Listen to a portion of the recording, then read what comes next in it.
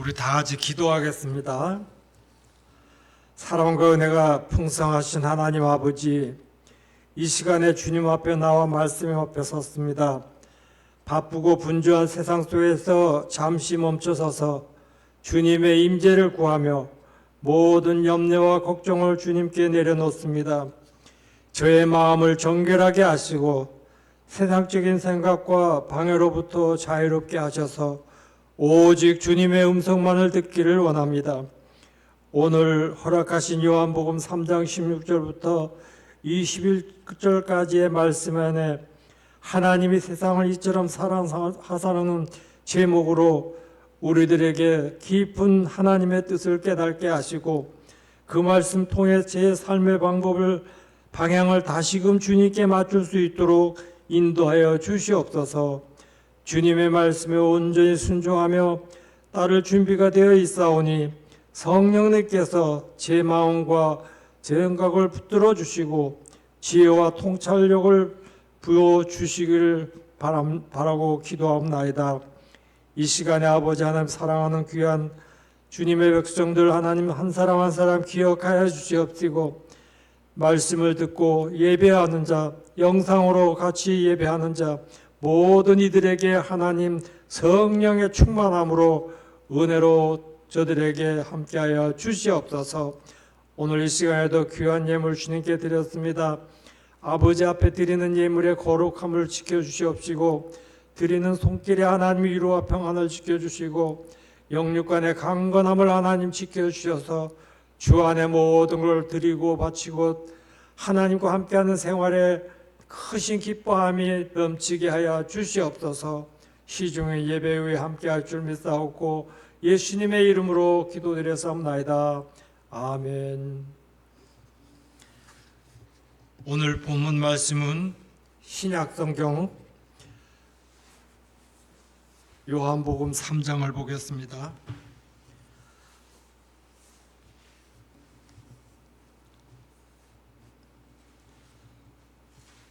요한복음 3장 16절부터 21절까지 우리 같이 한 목소리로 같이 봉독하겠습니다. 16절 하나님이 세상을 이처럼 사랑하사 독생자를 주셨으니 이는 그를 믿는 자마다 멸망하지 않고 영생을 얻게 하려 하심이라. 하나님이 그 아들을 세상에 보내신 것은 세상을 심판하려 하심이 아니요 그로 말미암아 세상이 구원을 받게 하려 하심이라.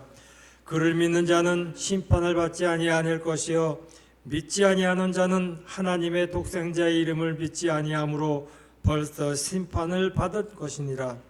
그 정죄는 이것이니 곧 빛이 세상에 왔으되 사람들이 자기 행위가 악함으로 빛보다 어둠을 더 사랑한 것이니라.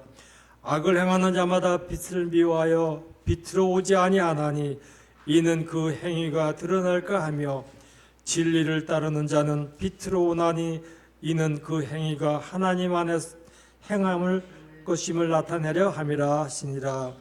아멘.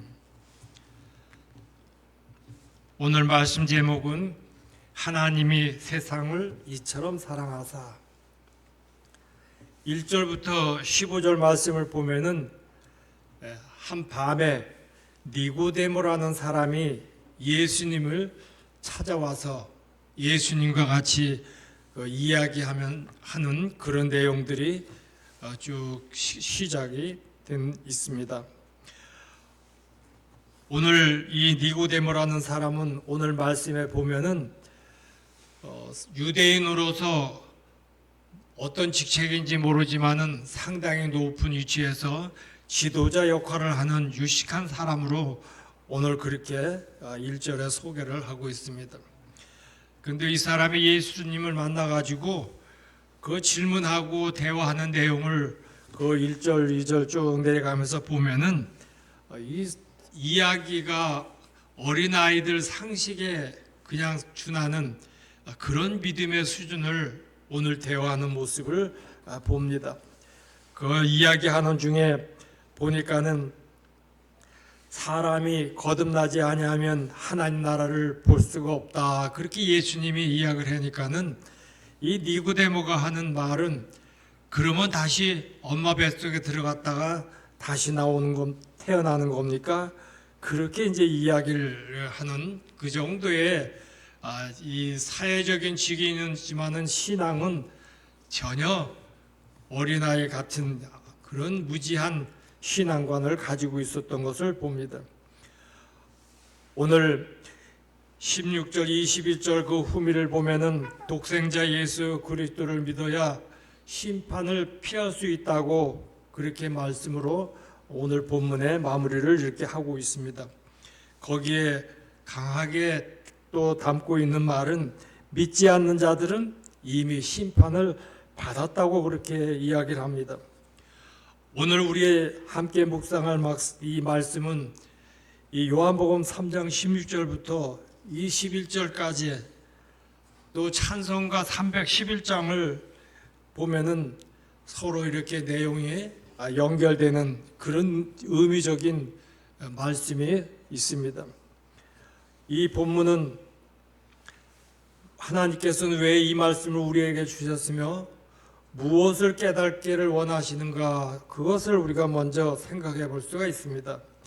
이 본문은 하나님 사랑의 본질과 인간의 반응 그리고 그 선택 결과에 대한 극명하게 보여주는 그런 내용이 오늘 본문 말씀입니다.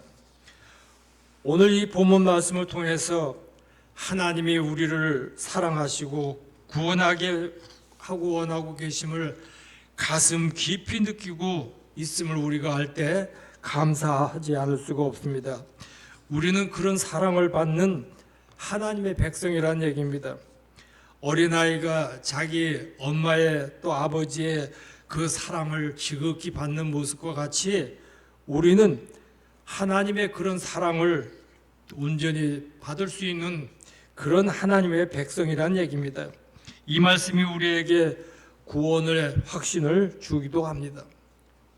또 하나님의 독생자 예수 그리스도께서 이 땅에 오시고 십자가에 죽으신 것이 나를 위한 것이다, 그런 말씀을 우리가 생각하면은 감격의 그런 마음을 가질 수가 있습니다.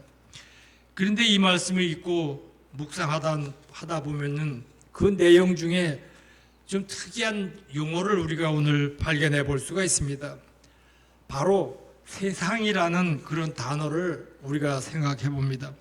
오늘 본문에 보니까는 세상이라는 말을 4번이나 반복해서 이야기를 했습니다. 우리가 세상 하면 너무나 익숙하고 또 우리가 관심이 있는 그런 한 용어의 단어인데, 어느 날 갑자기 낯설게 이런 용어가 마음에 들면서 세상이라는 단어가 무척 중요하게 다가오는 것을 느낄 때가 있습니다. 하나님이 사랑하시고 구원하게 원하시는 것은 오늘 나 하나 또 여러분만 그렇게 구원하기 위해서 오신 것이 아니다 하는 것을 볼 수가 있습니다. 왜 그렇습니까? 오늘 예수님이 오신 것은 이 세상이라는 것을 다 포함해 가지고 오늘 예수님이 해야 될 사역의 범위를 이야기를 하고 있습니다. 이 세상이라는 이 헬라어의 그 말을 보면은 그 발음이 코스모스라고 얘기를, 코스모스 하면 우리 가을에 들판에 피는 코스모스, 가을에 성취 있는 그런 꽃인데, 이 꽃 이름이 헬라어의 그 말은 세상이라는 그런 뜻을 가지고 있다는 것입니다. 그래서 이 코스모스는, 이 세상은 우주 세계를 뜻하기도 하는 그런 말입니다.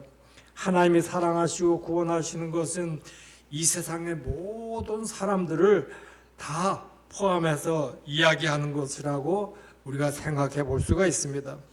성경을 볼 때에 중요한 단어를 파악하는 방법이 있습니다. 문단 한 안에서 2번, 3번 계속 반복해 나오는 것을 찾아보는 것입니다.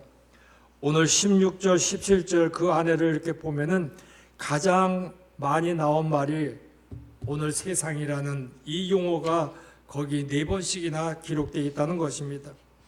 그리고 18절로 내려가서 보면은 거기에 반복된 용어가 멸망과 영생, 구원과 또 심판이라는 말이 거기 반복돼 나옵니다. 하나님이 세상을 사랑하셔서 세상이 멸망하지 않고 구원을 받기를 원하고 계심은 오늘 말씀을 통해서 우리가 알 수가 있다는 것입니다. 하나님의 무한한 사랑과 구원의 계획이 오늘 여러분들과 같이 본 16절부터 18절에 거의 내용에 포함되어 있다는 것입니다. 그래서 요한복음 3장 16절을 우리가 통상 이야기할 때 성경 66권의 모든 메시지에 함축된 그런 말이다, 그렇게 이야기를 해도 과언이 아니란 얘기입니다. 하나님이 세상을 이처럼 사랑하사 독생자를 주셨으니 이는 그를 믿는 자마다 멸망치 않고 영생을 얻게 하려 하심이라. 이 한 절 안에 하나님의 사랑의 깊이와 구원의 목적이 고스란히 담겨져 있다는 것입니다. 하나님은 죄로 인해 멸망할 수밖에 없는 우리를 너무나도 사랑하셔서 가장 귀한 독생자 예수 그리스도를 아낌없이 우리에게 보내셨다는 얘기입니다. 그래서 그 아들을 믿는 자마다 영원한 영생을 얻게 하시겠다는 것이 바로 하나님의 사랑이라는 것입니다. 17절은 예수님이 세상을 정죄하러 올 위함이 아니라고 이렇게 이야기를 합니다. 구원하기 위해서 오셨음을 강조를 하고 있습니다. 18절에는 믿음의 선택에 따른 결과를 오늘 이야기를 하고 있어요. 정죄를 하지 않겠다는 것입니다. 이미 정죄를 받았기 때문에 그렇게 표현을 하고 있습니다. 우리가 바로 이 하나님의 사랑과 예수님의 희생을 우리는 늘 말씀과 찬양 속에서 우리는 기억하고 또 찬양을 하고 있습니다. 우리는 이런 말씀과 찬양을 통해서 우리가 얼마나 큰 사랑을 받고 있는 존재인지 다시금 우리가 깨닫게 되는 것입니다. 하나님이 나만을 사랑하신 것이 아니고 또 우리 교회만 사랑하신 것도 아니고 세상을 사랑하셨다는 것입니다. 그래서 예수 그리스도를 통해서 모든 사람에게 구원의 문을 활짝 열어놓고 계신다는 것입니다.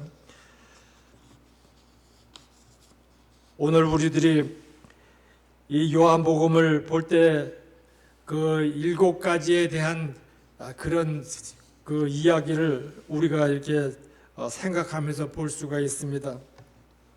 거기에 그 에고에임이라는 그런 말을 표현을 하는데 무언가 심사숙고하게 꼭 거기에 핵심을 두고 이야기하는 그런 말을 우리들이 요한복음에서 7가지를 할 수가 있어요.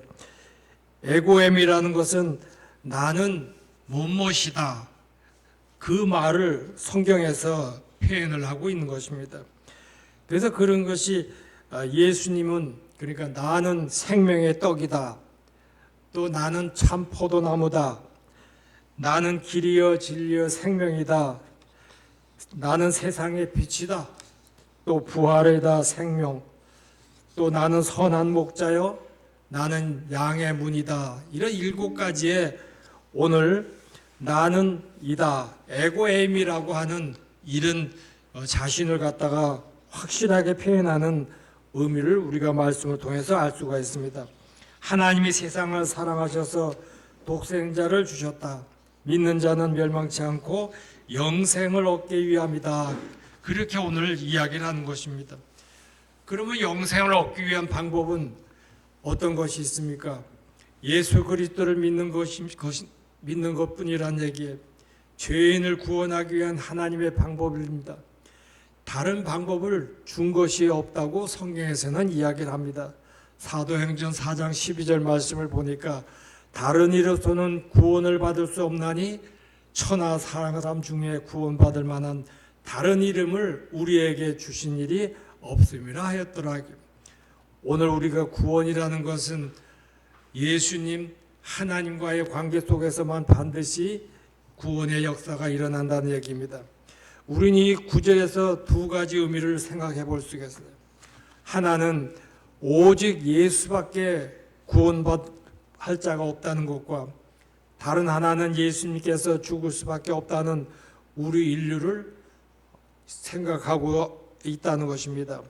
인류를 영생에서 벗어나 죽음으로 계속 나아갔다는 거죠. 즉 하나님께서는 원하시는 방향과 정반대로 나가는 것입니다. 그 방향을 돌리기 위해서는 유일한 방법은 독생자 예수 그리스도를 믿는 것입니다. 주님을 바라보지 않는 길, 하나님을 믿지 않는 것은 구원을 받을 길이 전혀 없다는 것이죠. 오늘 우리들이 말씀 안에서 세상을 심판하라 하시며 그런 말을 아니라고 오늘 이야기를 드렸어요. 예수님은 두 번 오셨죠. 이제 두 번 오실 겁니다. 최초에는 우리가 12월 25일 지나는 성탄절, 즉 성육신으로 오신 그 사건을 우리들이 초림으로 부르고 있습니다. 이제 앞으로 후에는 역사의 종말이 시작될 때에 두 번째 오신다는 얘기입니다. 재림 때는 구원하기 위함이 아니라 심판하기 위해서 오신다는 것.